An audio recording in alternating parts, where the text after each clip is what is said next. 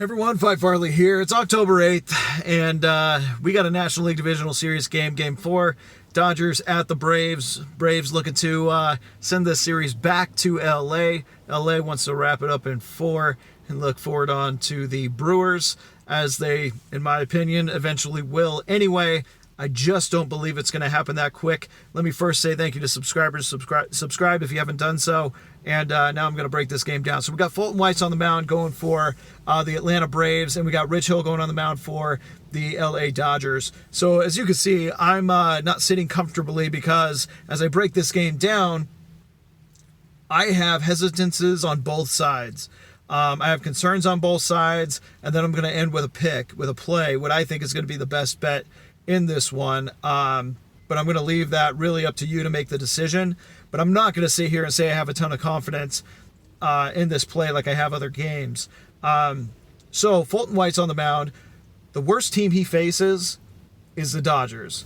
His worst batting average to opponent players is the Dodgers. Fulton White has done fantastic this year. He's a great pitcher, one worthy of backing.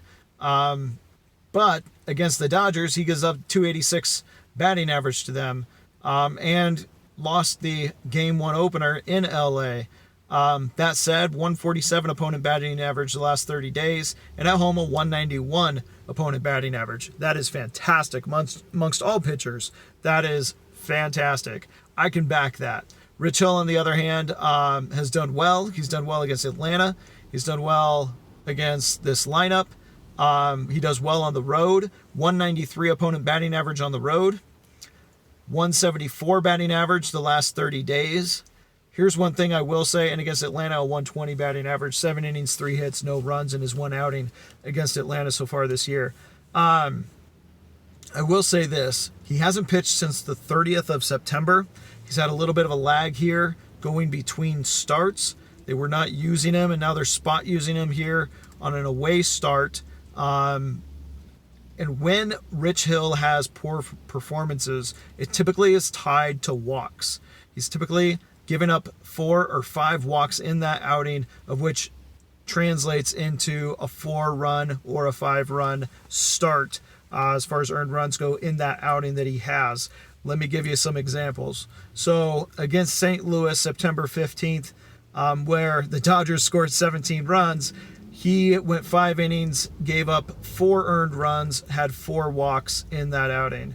If we go back a little bit further, we have against Seattle Mariners, 6 innings, 4 hits, 4 runs, 5 walks. Against Oakland, 5 1/3, 3 hits, 2 runs, 4 walks. What's interesting is he just gets tremendous run support from the Dodgers. He had 5 wins in September. However, he had the highest ERA he had since May in the month of September at 3.9. He was 5-0 though, and as you look at it, they scored 15, 7, 17, 9, and 11 runs in those starts. So now here we are, tough spot here, going either way. It's really a tough place to pick one side, but I'm going to go Braves to force a Game 5, backing Fulton White's. And shutting down Dodgers here in back-to-back days, and letting the young Brave offense score a few runs against Rich Hill. I don't think the under is a bad play at all either. I would go under, I would lean under, but I'm going to end up taking the Braves here at home to force a Game 5. I think we have about a 3-2 win Brave side. So just my shake on it. If you got any opinions of your own or some stats or numbers that I didn't hit on, feel free to throw that down in the comments. I appreciate it, and we'll see you all again soon.